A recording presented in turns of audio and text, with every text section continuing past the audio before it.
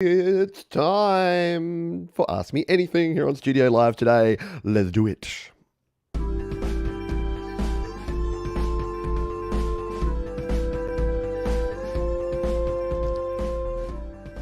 Yes, it is that time of the week where we unofficially open up the floodgates and ask you to ask me anything that you may have on your mind. If you're joining us here live, all you need to do is do that. Put the word question in front of any of your comments down in the comment section, and I will definitely try to answer them. If you're watching on the replay, don't worry, I love you just as much. What you may already know, or if you don't, if you're new to the channel, I actually respond to every comment, at least one response to every comment on every video. How do I do it? I'll actually show you that today. I thought that would be an interesting thing because I often get questions from people saying, where do you get the time? How do you answer every single question? I got a few little techniques that I use that I'll be showing you later in the show. So there you go. That's a bit of a tease for you. Hello to the folks who are indeed here live. Hello to Mark. Hello to Dave, Fox Dragon Lady, Thomas Christ. We've got Jade Star here. John Frank Songs. G'day to you. There's a bear in there listening and vacuuming. I hear that vacuuming is made more fun when you're listening and watching Studio Live today. So I hope you are all doing exceptionally well. And like I say, if you've got any questions, you can go ahead and drop them in the chat. Jade has just finished an interview with Dwight Bailey. If you missed out on that one, Jade, if you want to throw a link there that folks can bookmark for later, then that would be very, very cool. It's going to be a massive weekend, can I just say? It's Friday morning here in Australia. Sorry, I got my cord behind me. It's Friday morning here in Australia. It'll be Thursday evening or afternoon for many of you. But it's going to be huge because there's a whole bunch of great live shows. We've already had Jade and Dwight. We've got Thomas Christ with his You Rock show. Ron Ward's going to rock the airwaves tonight with his indie live show. Mike from Creative Source has a great show that he's doing. He's doing a special Cakewalk edition of his Featured Artist Live.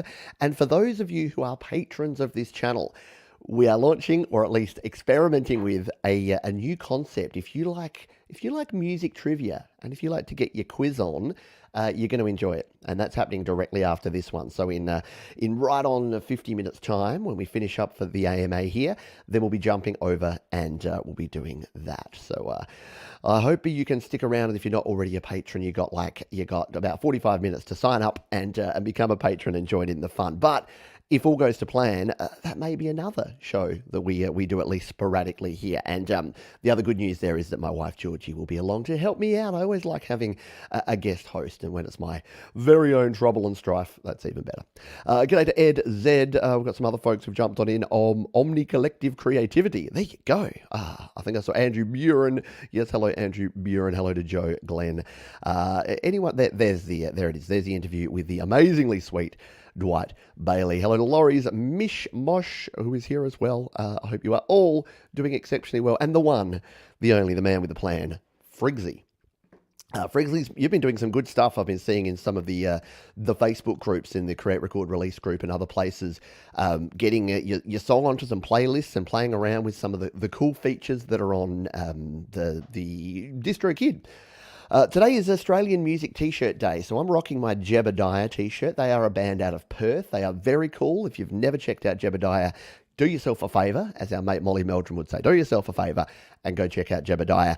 And there's a lot of really cool Australian music. And yes, they did name themselves after Jebediah Springfield because they were big Simpsons fans back in the early 90s when they hit the airwaves. So very cool that they're not only one of my favourite Australian bands, but they're named after one of my favourite television shows of all time. Yes, it may have jumped the shark a bit lately, but yeah.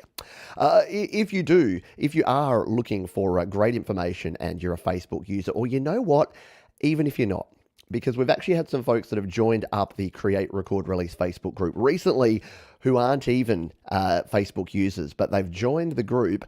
They've joined Facebook just to join the group. So you can actually do that. Just create yourself a private account. Just sneak in there. Don't worry. You don't need to see Auntie Beryl's family photos and vacation snaps. You can just join up and become a member of Facebook just to sneak on in there. You don't have to give any more of your private information apart from a name and an email address to Mr. Zuckerberg if you don't choose to. But we've got over 1,100 members of the group there, and it is a very, very cool group of people. Today's show is brought to you by my gear guide at studiolivetoday.com/gear. You can jump on over there right now. You can use the affiliate links there if you want to. If you do make a purchase, if you're looking for some studio gear, if you do make a purchase, they will break off a chunk and send it my way. That's how affiliates work. So I don't recommend anything that I don't use or have used in the past or has become highly recommended to me by others. So you'll see here on my gear guide, you've got my complete mobile setup, everything that I use to connect up my gear to my iPad and iPhone, and then I've got my desktop setup. So I'm working on a video next week actually showing my live streaming rig. I've had a lot of people that have been asking me about that, and I'll do a little quick preview of that in a moment as well. So there's a couple of things that we've got coming up, assuming that there are no questions that folks have that are burning. So again, if you do have a question, you can throw it in here as well. Yes, Georgie, I know, it's so much more fun when Georgie's around, and because she's also a fan of music and a fan of music trivia, we're going to have a little bit of fun in that one. So yeah, not to give you FOMO if you're not a patron, but it might be worthwhile checking it out. Just saying. I know, Gregory O'Sullivan. You can't get rid of me. Hello, Audible Video. I hope you are doing well, my friend. Have I grabbed everyone now? I think so. Mr. Zuckerberg only knows the groups I have on Facebook and not what I actually am about. I have Twitter for that. Yeah, exactly. Twitter is the water cooler conversation where you can get into nice, fun arguments with people, whereas Facebook, you can use it like most platforms. I'll have a drink and then I'll have a quick rant, and then we'll get into some actual stuff. So, yeah, Facebook is a great platform for sharing when it comes to video and pictures and text and asking questions, and basically like a forum. It's the old message board. Yeah, it's like being on a bulletin board. I don't love it for the controversy and the drama, because I'm not a drama person, as you probably know. I sit on the fence. I got a sore butt from sitting on the fence so hard, so I don't actually get involved in a lot of the drama. And there's a lot of drama that goes on. And even some of the groups, the reason I created Create, Record, Release as a group, and the reason that the GarageBand Users Facebook group is also such a great space, is that the people, the administration and moderation teams that we have on those groups don't take no guff, basically. If anyone is getting into any of the sort of hating on people or any hate speech or anything that's becoming less about the music and more about the politics or the drama, it gets removed. And some people might say, that's my freedom of speech, that's my right. Yeah, you have freedom of speech, you have right to in a public forum. You know what these groups are? They're not a public forum. They're a private forum, and the focus is on sharing musical information, sharing the inspiration, sharing musical information and inspiration. There you go. We'll go with that. But yeah, so we've got some great communities that you can check out over there. So there's a couple of things that you can do. I thought I would jump through. Again, I'll just check out and make sure we've got no questions. Nothing coming in at the moment. Yes, Jay did indeed do a great show. And once again, she's dropped a link to that one down there. Let's just go through really quickly, because as I mentioned, I've been asked a lot lately about what is the gear that I actually use to do these live streams. And that's what I thought we'd go through here today. And then we'll jump over and grab any of the questions that are popping on in here. So the hub of my digital music and production world is this one, which is the Zoom LiveTrack L8. Now, I've had I wouldn't say love-hate, but I've had a love-meh relationship with this, mostly because the steep learning curve that it has meant that it's taken me a while to get used to it. But once I'm in the zone with this thing, it is amazing. It does, as you can see there, it's got 6 preamps there, so you can have up to 6 channels of audio. On mine, I have microphones in channels 1 and 3. I've got my guitar permanently in channel 2, and I've got a stereo output from my iPad. You can see my iPad just peeking behind there. That's because I've permanently got my iPad hooked up here, so I can turn it up at any time, and I can have my iPad in the game whenever I need to. So the Zoom LiveTrack, here's the thing. You can get away with using a USB microphone for live streaming and for broadcasting and for recording, and you can, to a certain extent, use an audio interface. Here's the problem with an audio interface that many people have faced, and that is the problem of mono versus stereo. So the cool thing about a mixer is what you'll notice is that you can actually set your pan, any sort of mixer. So whether you go with this or the other mixers I recommend are things like this one, if you want something a bit cheaper. The Samson Mixpad is amazing. The Yamaha MG series, I know that a lot of folks use this. Jade Starr uses the MG series. So does Ron Ward. I believe Thomas Christ does as well. A lot of people that are here on the or part of the community use these things. And why is a mixer so good?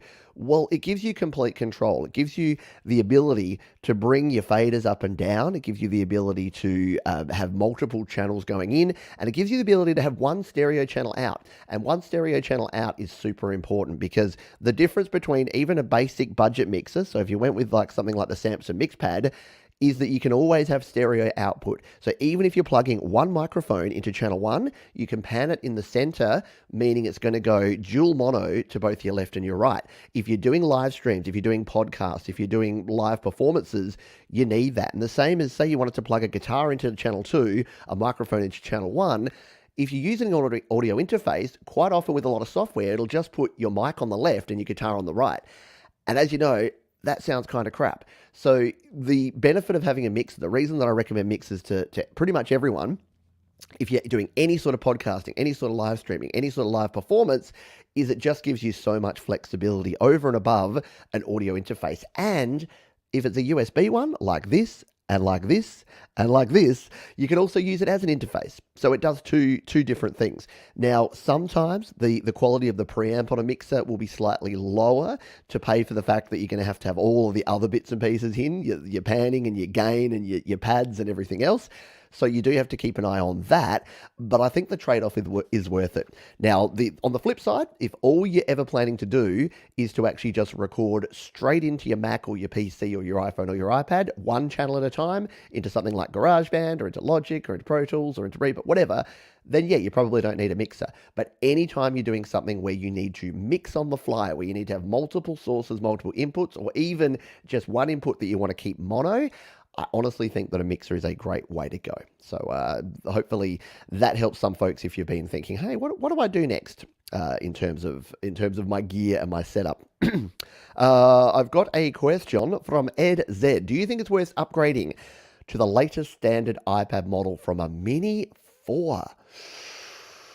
What a great question. So the Mini 4 versus the iPad. In fact, let's do a little bit of live comparison here since Ed Z has the question, because Apple actually do have a pretty good comparison that you can use. You can actually compare two different models. So let's go in here because I do have my iPad guide at studiolivetoday.com/iPad.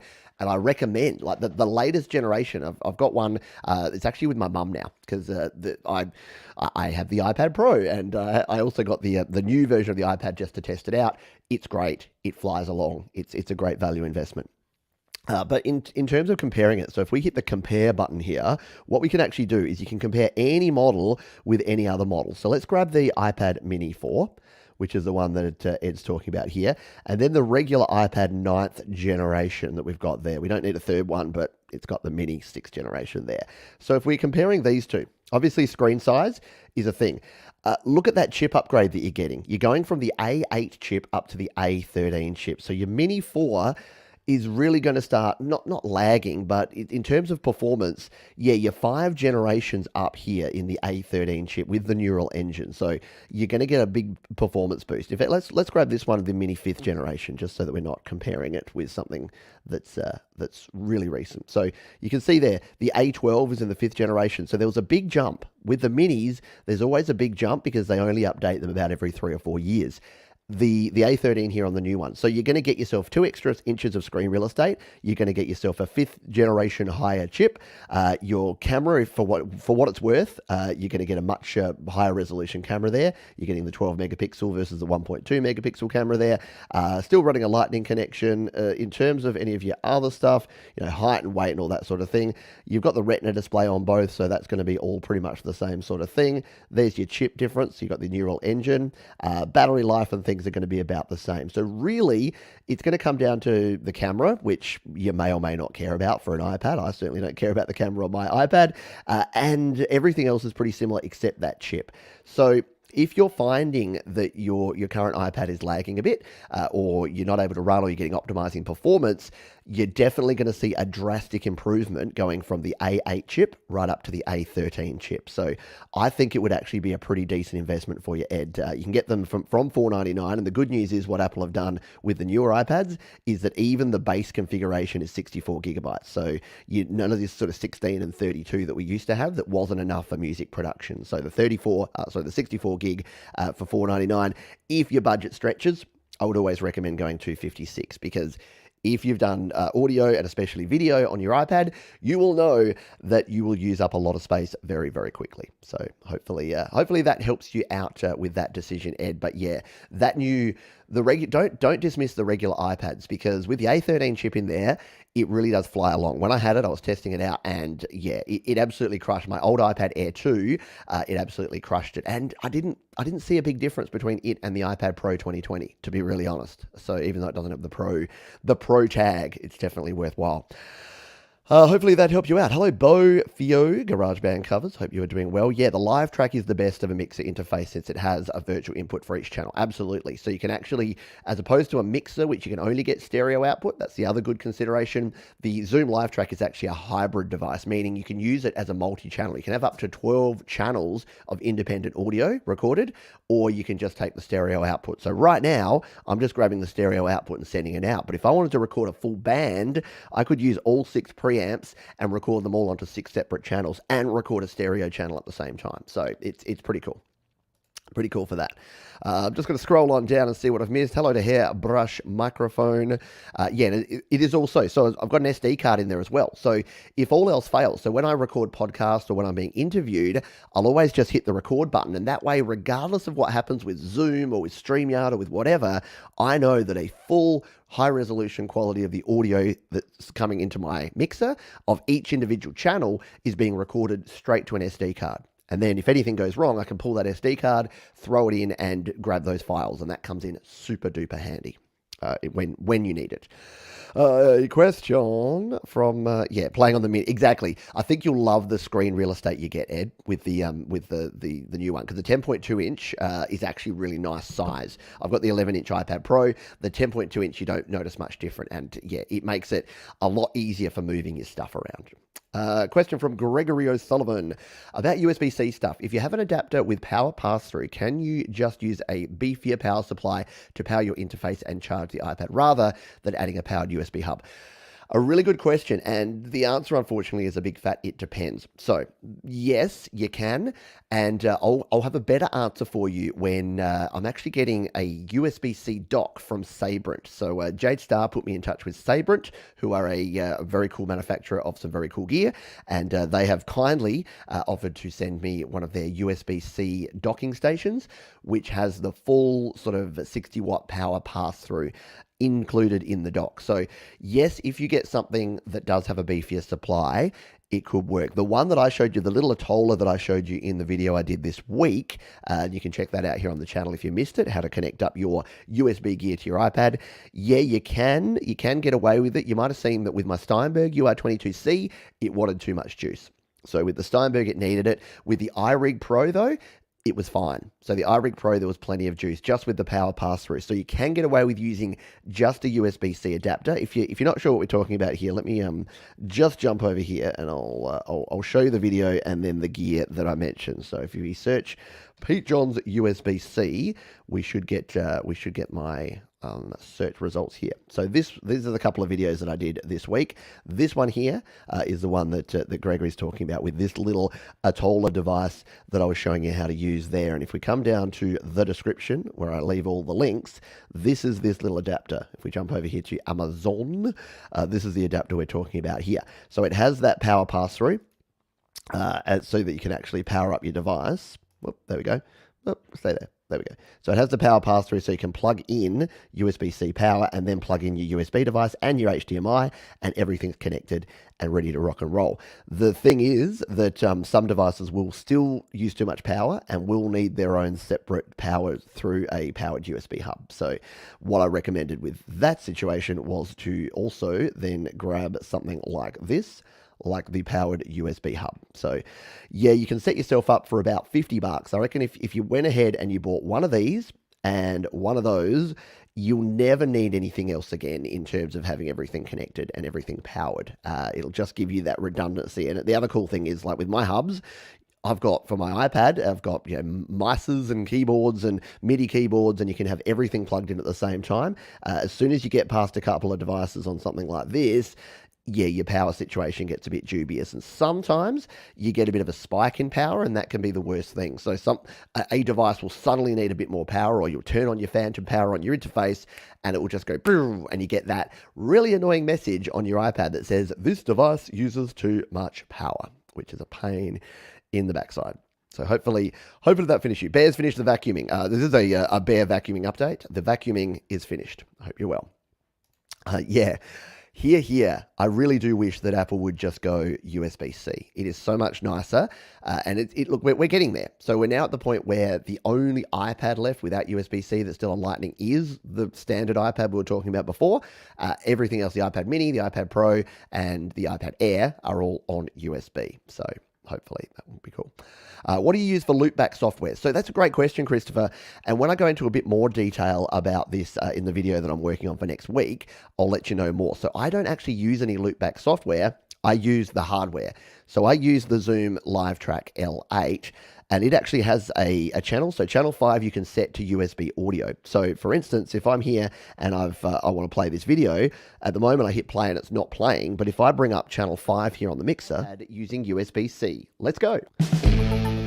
Then it's going to loop back that audio. It's going to play whatever is coming out of the speakers, whatever is coming from the audio on my Mac, it's going to play that just through channel 5. So all, as you can see here, this one there, see how it's got line input, but it's also got USB.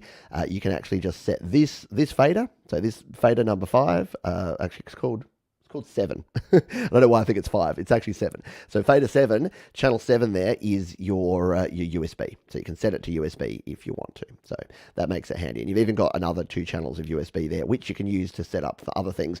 The other thing that I can do if I'm doing an interview is my monitor out here. You can see here you've got multiple monitor outs. So I actually have my headphones plugged in to this second monitor, and I can actually flick on to mix A. I can then come down to here and change. So every time you change, you've got actually 4 separate mixes that you can control here. So that means that if I'm doing an interview, I can send my audio out via StreamYard or whatever software I'm using.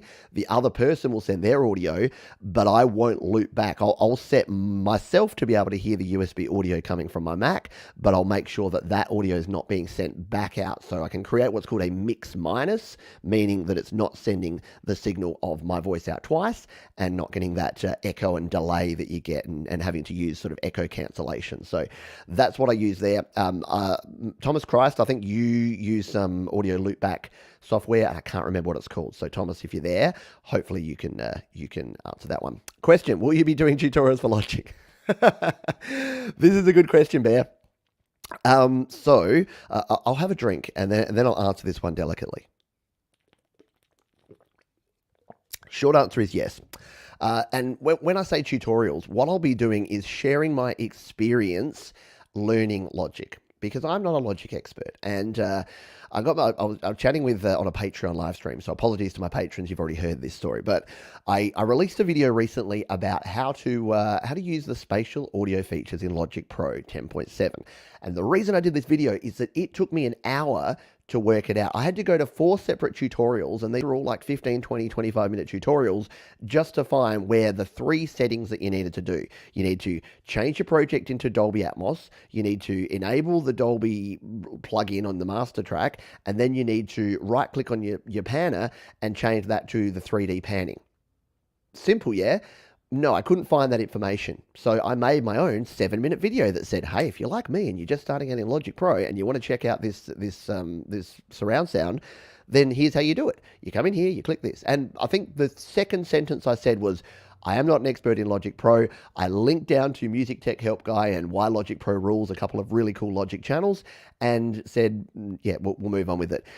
Unfortunately, at least one other creator who creates very in-depth and very good quality Logic Pro tutorials really didn't like the fact that I dumbed it down so much. So yes, I'll continue to do it. Will I get more hate from people that have been using Logic for a lot of years? Probably. Am I going to let it bother me? Not at all. So I present this information for people like me because I think sometimes when you're using something new, I think the reason that I've been able to impart so much GarageBand iOS knowledge is that I was learning and creating tutorials at the same time. So as I learned how to use the guitar instrument, I did a tutorial on it. And there's something to be said for the more recently you've learnt something, the better you can be at explaining it to someone else who's a beginner. If you are too advanced in a topic, sometimes it's hard for you, and I think you've got a teaching background, Bear, so you'd know this. It can be harder to remember what you didn't know when you started out if you are too far along in the journey. So, short answer is yes, I will be doing more Logic in the future. We'll scroll on down. Hello to other folks who have jumped on in. Great question from Oscar. How do I remove the clicking sound when copying and pasting when making electronic music or beats? Yeah, so clicking and popping is usually caused. Maybe we can do a live review, a live view here. Oh, my mouse isn't working. I'm gonna have to use my trackpad on my iPad. So let's just pop this out of the way. Let's see if we can bring up my iPad here, and I'll see if I can find a project where I've got some audio. The problem is that we'll just create something new. Let's create something new using some loops, shall we? So we'll just come in here to the audio recorder, and we'll just see if we can create some clicks and pops to make this work for us. So we'll just grab our Apple loops, and what'll we go with? We've got some funkiness. Let's go with some 80s funk bass, and we'll just throw that in there. So we've got this going on. And let's just say that we had another track that we're going to try and swap it in between here. The problem with these loops is that they're actually designed, so we'll grab the big funk slap bass. Oop, grab, hold, pop. That they're actually designed to really nicely transition between. But let's just say that they didn't. So let's create the problem here. We'll zoom all the way in here, and this works the same on any software. So zoom into there, and let's just say we were getting something like this. Can we loop that out? It's not going to let us loop that. Can we bring this one back? No. Okay, I thought I could just continue looping this, so it went past there. But we might have to go bump and loop it. Loop. No. Oh, there we go. So let's just say that we had that where we've got this going into this. Is that the sort of click and pop you're talking about, where you're going in between two bits like that, like this? That click. So that is caused by the fact that you are doing a cut right in between two different bits of audio. So the answer is to always cut in between. So it really doesn't matter where you actually do your cut, but the problem is that sometimes, even if you cut right on the bar marker, that's not going to be the right thing to do. If you're cutting in between things, there's two things you can do. Make sure that your cut is in a section where nothing's there. So if we unloop this, settings, turn looping off. Oh, it is off. We should be able to trim this back. So if we did this, say here, then that's going to be a place where we can do it in between, like that. And then if we brought this back there, it'll mean that when it's going in between these two, hit play. See, now we've created something really weird, but you know what I mean. We can actually do it in between. It sounds a bit jarring, doesn't it? So obviously you wouldn't have it like that. The other thing that you can do is try and do some sort of crossfade. Now here in GarageBand, crossfading is hard. In something like Reaper or Pro Tools or Logic, you can do crossfading a lot easier by just coming here in between and just adding a crossfade. But with GarageBand, what you basically need to do is add a second track. So duplicate it out here and then move between the two. So let's just say that we did have sort of a real jarring spot here where these two things were coming together. What I would actually do is grab your automation. So tap on there, tap again, go to automation, and then actually automate the volume of this one down, flick it on up the top here, and make this one come down really quickly, while at the same time making this one come up really quickly. And this can help smooth out some of those problem areas. If you've got, undo that one, undo. if you've got audio that's clipping or that you're getting those pops and clicks, doing a little mini crossfade between them. Now, I've exaggerated this out so that you can kind of hear what I mean, but if we play this back, take a listen to how this works here.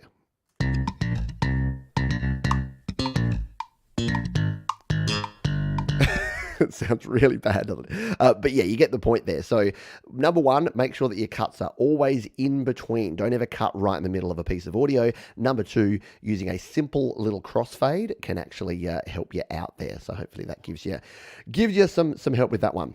Hello to Barbara. What is the airspeed velocity of an unladen swallow, African or European? Yes, any Monty Python fans in the house? Yeah, I love me some Python. Love me some British humour, as many folks know if you've been around the channel. 7. The answer is 7.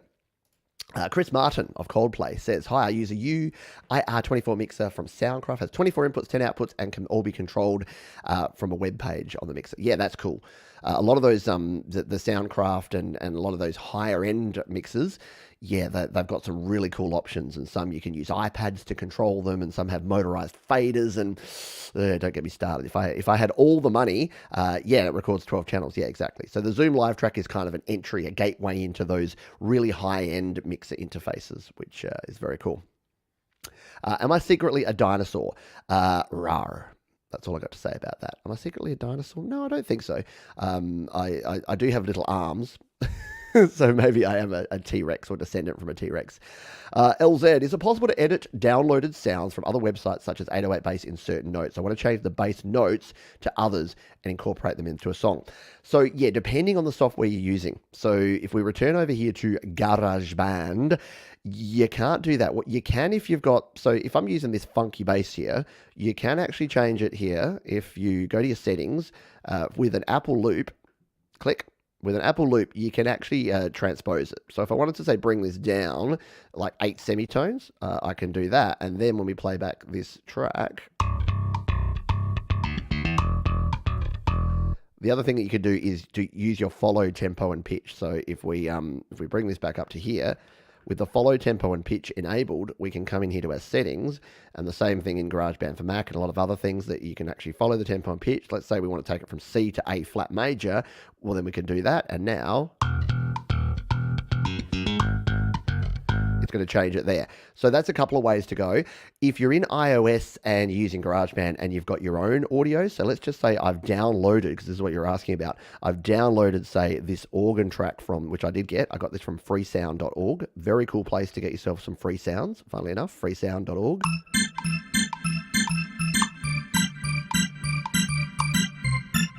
Well, first of all, you can hear there that it's actually at a different BPM. This is at 100 BPM. So the first thing I'd have to do is change my tempo of my track here to go down to 100 BPM so that it would actually match the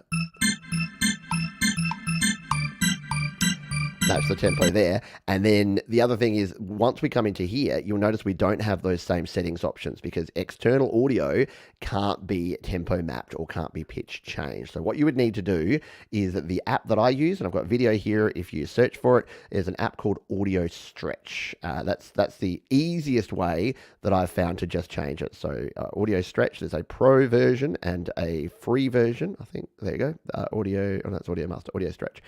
So the light version and the full version. So with this one, you can adjust the speed, but here's what you want. You can adjust the pitch. So you can do that same up and down semitone thing here. Hit play. Or we can bring it up. Now this is a drum beat, so it doesn't really make much sense, but we'll bring it back up there and... right?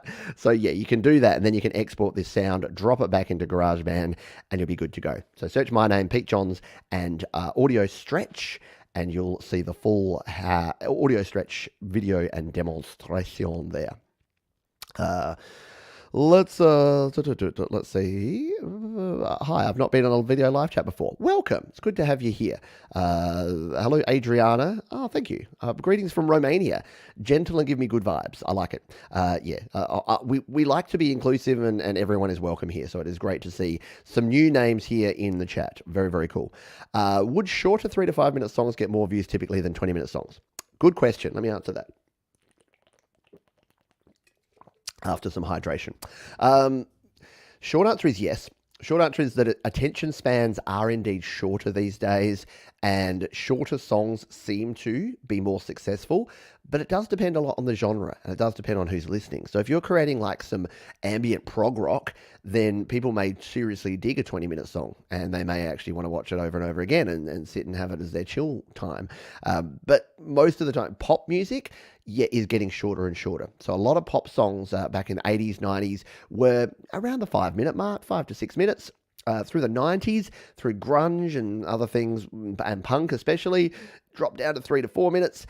And now a lot of songs are like they start with the hook, they have a verse, a chorus, and then they finish. And there's no bridges, there's no solos. It's just here's the hook. You like this hook, yeah? Let's hear it for 3 minutes, and then we're going to let you go because we know that you're going to move on because it's the TikTok generation and you don't have the time. So yeah, it does depend on genre, and it does depend in terms of views. If I relate it to videos, yeah, I've found that if I do a 3 minute tutorial on something versus a 13-minute tutorial on something, the 3 minute one will get a lot more views. But the 13-minute one that goes into depth might get half the views, but twice the watch time. So that's the other thing, that maybe, the quality of people that may watch a 20-minute song may actually be more aligned with what you want, as opposed to people that fire up the 3-minute song, listen to a minute, and then move on. Make sense? Yeah, that's my views anyway. What if you plug in a 60-watt USB-C supply? And yeah, that's the thing you could do. I think it would be compatible if you got one of the beefy Apple ones. In terms of your USB-C question, you'd probably be able to power up stuff. But again, because it's powering the iPad through there, it's not directly powering the devices, if that makes sense. So having the separate USB powered hub, I know it means it's messy because you've got one more piece of kit, but having that plugged into power. And then, of course, you can plug, using the smart charging port on that USB hub, you can plug in your iPad. So it does actually make things a bit better, in my opinion. You're gonna be more consistent with that. Yeah, exactly. The hardware may not be built to take the extra power. Sometimes you can overload those little things, and they don't like it. So that's why I always say powered USB hub is your friend. Yeah, exactly. Spot on with Ed. A good reason to be aware. Yeah, so and the reason I'm using Atola stuff and now the Sabrent stuff is that I've tried the cheap eBay and Amazon stuff. I've tried the no names and the unbranded, and they're not great. They don't work well or consistently at all. Right. Yeah, the Zoom is a very nice board, and I'm very lucky and I'm very happy to have it. Absolutely. So I've got people asking about Black Hole for Mac. Oh yeah, so Black Hole, is that that's the audio router, I think. Same issue when recording guitar. Yes, same problem with your guitar recording if you're talking about the popping and clicking in between. Here's the thing, the biggest mistake I see people make is that they want to do their cut. Say you've got 8 bars of a guitar part and then 8 bars of a guitar part. Your cut should almost never be right in the middle there, because you may have a sustained note coming from your last guitar take and you may start a strum. So you need to find your cutoff point when you're punching in to be a little before or a little after the bar marker.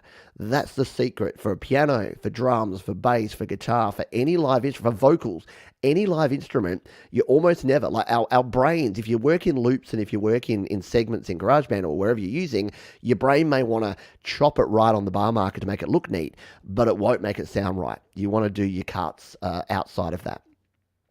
Question, how can I use the Max GB effects when live streaming on Zoom or whatever? The Max GB effects when live streaming. So what you can do, so what you've seen me do before, it depends on because I know you've just got yourself a new interface. I can't remember what it is, Mark. But if you can use loop back audio, that's the best way to do it. So, for instance, if I don't have a microphone plugged, oh, I've got a microphone just sitting here. So let's do just a really quick test here, because I know I've got other questions coming in. It's always the way. Whenever I do a 1 hour show, I always get a load of questions, and when I do a longer show, I don't get it as many. So go figure, hey. But let's load up GarageBand here on the Macintosh. I will grab GarageBand for Mac, and we'll do a quick little test run here, shall we? Where are you, GarageBand? Load up that track. There we go. So let's bring GarageBand for Mac up and put it here over the top of this one. So if we go to my GarageBand preferences here, what I'm doing while I'm live streaming here, so I'm going out via the Zoom live track. So that's my output device here. My input device is actually the audio interface. Now, if these were both the same device, if I put the input device as a Zoom, I could create a bit of a loop. And this is the problem, is that to do this sort of stuff, you almost need a second device. But the good thing about the Mac is even if you've got a cheap interface, you can just use as your input, and then you can use the output as something separate. What you can do is plug your guitar and mic in, send it through GarageBand, and then bring it back out. So I'll show you what I mean here. So I've got a microphone. Here's this other microphone over here that I prepared earlier. Ta-da. And I've got this one plugged into here. So if we come out of the preferences there and we go in here and we create a new audio track and we set it, we set it there for monitoring, and the input is coming through the Scarlett there, and we'll turn it up there. And now I'll turn up my audio that's coming out of there. You can hear now that I'm coming through this. And what we can do is, if I wanted to start adding in effects, so we can come in here to the plugins, and if I wanted to put, say, a bit of an auto filter on here, we can go into laser filter, hello, so we can start adding effects there. And then if we wanted to put like some epic vocal transformer on here, we can do that. And go to our voices. Let's go female rap. Yo, what's going on? Hello. Can you help me? So you start to hear some latency here, right? So that's going to be your main problem, because as soon as you start adding effects, it's processing those effects in real time and it's coming on through. But that's the basic, sorry, I'll talk away from there. That's the basic principle of what I do. And you can do it all with one device with some loopback software, like Black Hole, which is what Thomas was referring to. But I'm a simpleton in the nicest possible way. And I like to have two different devices. So I'd talk to Thomas if you want to use Black Hole to do what I did there, but with one device. That's the best way to go. Yes, cut where there is no signal. Absolutely bare. Cut in a gap in between, and everyone's happy. Everything will be good. Alrighty, I forgot it's bin day tomorrow. Yeah, no problem. Cool. I'll keep scrolling on down. If I've missed your question, I apologize. What's the biggest session anyone's done in Auria Pro? I know Jade Star's done some pretty epic long sessions in Auria Pro. So I've only done, I think I hit about 30 tracks and then I get scared. So I haven't done a very long, very high track count Auria Pro. Hello, Lady Rhodaline Straight. I hope you are doing well, my friend. Good to see you. Good to have you here. Dwight Bailey's in the house. Dwight, the man of the hour, who was interviewed by Jade Star earlier today. Very, very cool. The studio, the UAR 24. Exactly. And look, I'm working on what my next investment is, and it will probably be something like to be honest, because I like the Zoom live track, I'll probably go to the L12 or the L20 if I wanted a board like that has all the bells and whistles. But at the moment, like I said, the learning curve for the L8 has been steep enough that it does everything I need it to do right now, which is cool. But yeah, appreciate the recommendation for sure. Always have an eye out on what's working. There you go. J-Star has used up to 66 tracks in Auria Pro. You'd want an iPad Pro, or you'd want something with a decent chip to do that. Hello, Bright Example. Hello, I hope you're doing well, my friend. I'll just see if we've got any other questions before I do a few other things. And then we're only got 10 minutes to go. And then we're finishing up here. That drum sounds like Lisa in the Cult Jam. Oh, very, very cool. Nice one. Just scrolling down. You're welcome, James. Thank you for being a viewer of the channel, and thank you for your kind patronage. David Pruitt says, I have a new iPad Pro, but in my 56 track session with Auria Pro, it seems to bog down and add static. In Auria Pro, and I haven't used it for ages, others know more about this. Yeah, I found the same sort of thing. I had to do quite a bit of tweaking. When I was mixing, when I'm recording, I had to set the samples lower, and then when I was mixing, I had to put them up higher, because when you're recording, you want the buffer size. You want the lowest latency possible, but it doesn't really matter about the quality of the playback, if that makes sense. You just need it to be re-recorded. But then when you're mixing, you want it you want it to be really high quality, but latency is not really a problem when you're mixing. If there's a quarter of a second between when you hit play and when you're hearing it, you can still mix pretty fine. So that I'd go in and check your buffer settings. That's the one thing that I found with Audio Pro. I had to do a little bit of tweaking on the buffering to get it to work the way I wanted to. It would be cool with a 2-minute 30 Rhapsody pop song. Yeah, exactly. There's a lot of short songs on the radio these days. I'm wearing a lot more black lately. I am. I like my black t-shirts. In fact, it's a little bit dark here. I've just noticed that. Now that we're most of the way through here, I must admit I need to turn the brightness up here on my camera. Just let's go a little bit brighter. There you go. We've woken up a little bit. I like it to be a bit dark because I like. You don't want to see my messy background, but yes, I'm wearing more black. And it's Australian Music T-shirt Day here in Australia. So I'm wearing my Jebediah T-shirt there. For those that are wondering as well, we talked about the gear that I'm using here. I'm also using StreamYard. I use two different services, and I'm kind of flipping and flopping between them at the moment. I use StreamYard most of the time, and I also use Restream some of the time. So they're both multiple streaming platforms, and you can do things like throwing Gary Hubbs' comments here and doing all that business. Friggsy just got the blue screen of death. It's one thing I haven't missed using the Mac. No blue screens of death. And I haven't, because I'm using the MacBook Pro, I haven't had too many beach balls of death either. Weirdly, we had one beach ball the other day, and it was when I was on the Sabrent site just loading an image. There was something about this image that would make it beach ball, which was really weird.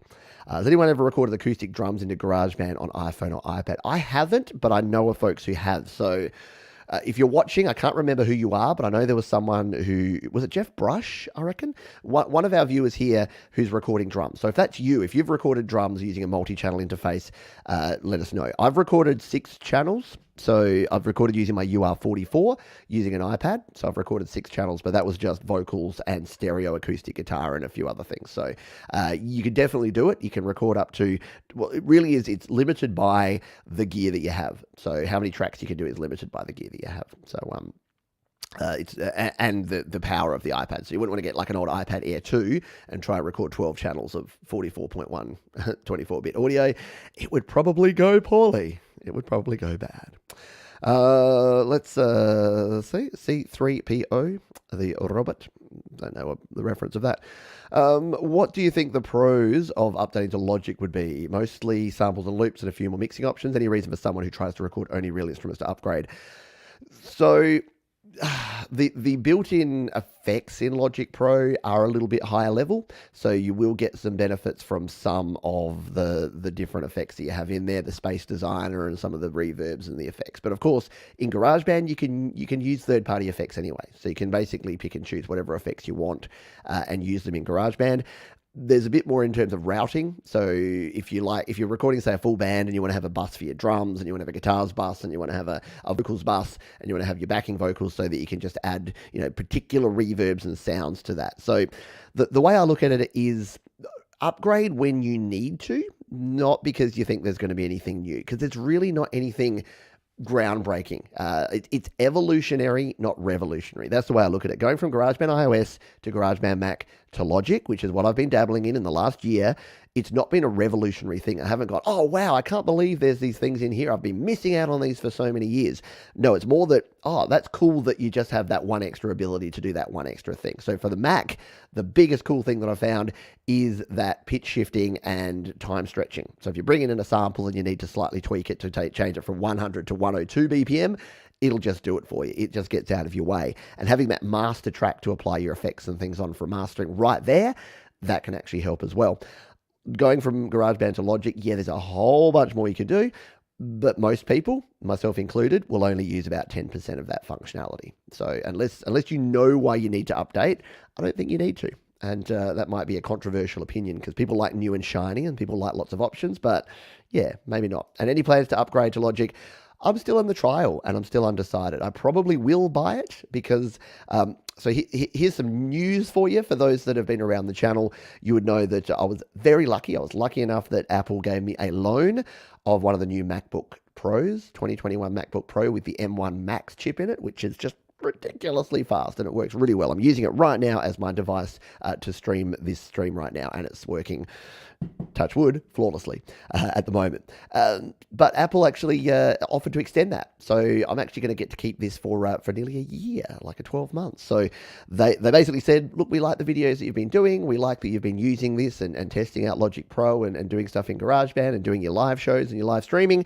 We want to see what you can do with this. We want to keep seeing what you can do with this. And I think they knew that I didn't have a desire to drop down in the cash to buy one myself just yet, because again, my Mac Mini that I was using before works really well and was working fine. So yeah, it is a nice thing. And look, I know it's hard to say this without sounding a bit wanky and a bit privileged, but it's nice. It's good to get the recognition. And for you folks, it's going to be good because you'll get high quality streams like this without any problems, and you'll get to see what it's like. And I'll be honest and be able to tell you, hey, do you need all this power? And to be honest, for 90% of people, you don't. For 90% of people, you'll get away with just an iPad or just the entry-level Mac Mini. But for the 10% of people that need the power, I'll be able to test it out and see what it does and put it through its paces. And hopefully that will help you. I'll be the guinea pig. I like being a guinea pig. Yeah, learn how to use that Evo 8. Yeah, unfortunately, if you get gear that I don't have, I say this to my I say this to my parents. I'm like, if you want me to be tech support, get the stuff that I've got. So that's why, yeah, mum and dad are on iPads now, and I can't quite get my dad over to Mac, even though because I'm actually better at troubleshooting on a PC. We've only got 5 minutes left, unfortunately, so I'll do some quick fire answering here. MH Ivory, how do you make vocals thicker and more live and vibrant? So vocal doubling is the first thing I'll talk about there. Vocal compression can really help. EQing, so EQing out the muddy low end can really make your vocals live and vibrant. Echo and delay and reverb in good doses. And there's actually a vocal thickening trick that you can use by sort of slightly off-pitching your vocals. So if you actually go into your YouTube and you type my name, Pete Johns, and you can use this technique in any different app, any different recording. If you go and you search Pete Johns and vocal thickening, go check out this one. It's a slightly long tutorial because it's a bit of a long process, but once you learn it, it's actually super handy. You basically split out your vocals and duplicate them and slightly delay and slightly tweak the pitch of them, and it just creates this thick, full sound. I didn't invent the technique. I stole it from Mike from Creative Source, who stole it from Warren Hewitt. So it's been passed down the generations. So, and in terms of clarity, the reason most vocals are not clear is that if there's background noise, or if there's rumble, or if you've got the washing machine, or you've got cars outside or whatever, a lot of that can be picked up by your microphone. So the best tool for cleaning vocals is your EQ. And the best sort of EQ is a low pass filter, or a high pass filter, or a low cut filter. So filtering out those low end where only your bass and your drums and things should be sitting anyway can actually clean up your vocals surprisingly well. So adding a high pass or low cut filter, they're the same thing. Hello, Emilio. I hope you were doing well, my friend. Thanks for dropping on by. We'll just see if we've got any other. Thank you, my friend Chris Keppel or Mickey Mouse. Thank you for all you do. I love your videos. Appreciate you a great deal. G'day Barry, who's dropped on in. I hope you are doing well. Yeah, for those that are asking about if you've got your own music and you want to have it played, good segue there to Your Music Live. So that's the show that will be on tomorrow. So for those who are not patrons, who won't be hanging around for the trivia show, the fun quiz what we're going to do next up, then yeah, you can join me on the following show, which is tomorrow, Your Music Live. And if you do have a song to submit, go to studiolivetoday.com/YML. You can submit it on the form, and we will definitely consider it for a future show. Yeah, there's a ton more instruments and FX. Yeah, exactly. And if you want a gateway, by the way, you can. What is? Someone will be able to help me out. There's the instruments pack that you can get. That's a lot cheaper than going up to Logic, but you get a lot of the Logic instruments. So yeah, I can't remember what that's called now, but there's that you can use. That's cool. Um, I'm just scrolling down to see if we've got any other ones. Tip for me when recording multiple notes in a chord with the touchscreen is to do it on separate tracks, then join. Yeah, the join function is totally cool. So if you've never used join, what our friend here is talking about is that you can just create multiple tracks and then you can just join them all together. So I use that for piano parts all the time, where I'm trying to build out a cool chord. I'll just play one note at a time and then go back and edit it and bring them all back together. Is my MacBook an M1 Pro or Max? It's the M1 Max, believe it or not. I know. I don't, Apple, you're trusting me with it. And yeah, me too. So I basically all but said to Apple, look, I love it. I love it in the laptop, but that's exactly what I was waiting for. I was waiting for those guts, but to be in a Mac small, Mac Mini. There you go. We are going to have to finish up here. Thoughts on AutoTune? I've talked about AutoTune quite a few times. So if you go to the channel and you search Pete Johns AutoTune again, the tip here is that if you wonder what I think about stuff, I've got nearly 2,000 videos here on the channel. So if you go over here to search my name, Pete Johns, and the name of anything, it'll usually pop up. So this one here, AutoTune, but it's subtle. That's the video I'd check out. That's all my thoughts on AutoTune. So sorry we're short on time to actually answer that one specifically, but that's where you can go. Main stage, thank you, Thomas Christ. Main stage is indeed the instrument one that I was talking about. Alrighty, that is going to do it for this one. Thank you all for coming on by. Thanks for the amazing questions. Really good quality questions here today. And hopefully, even if you didn't answer a question or if I missed your question, I apologize. Jump down to the comments afterwards and you can actually ask your question there as well. What I wanted to show, final thing, I have a couple of fun things coming up. So as I said, for my patrons, you folks can hang around, well, go to the other stream, and that one is happening, where do we have that here? I think it's here. So it is this one here. If you want to become a patron, you can do so, and you can come and join us. We're doing a bit of a test run here, a bit of a dry run of a new show concept. So if you want to join in, you can do that, become a patron, or I will definitely be sharing the results of that on the main channel. We may do a bit of a highlights reel of the show and bring it to the main channel, so you won't miss out completely. And the other thing that I wanted to let you know about is that I've got a new channel also. It won't take away from this channel at all, but it's going to be my side project. So the problem is I have too many ideas and I create too many videos, and a lot of them aren't exactly relevant for this channel. So I wanted to have a space where they can go to, and because I'm a huge retro computing and retro music gear geek, I wanted to jump over here and create this, which is Studio Live Yesterday. I know, right?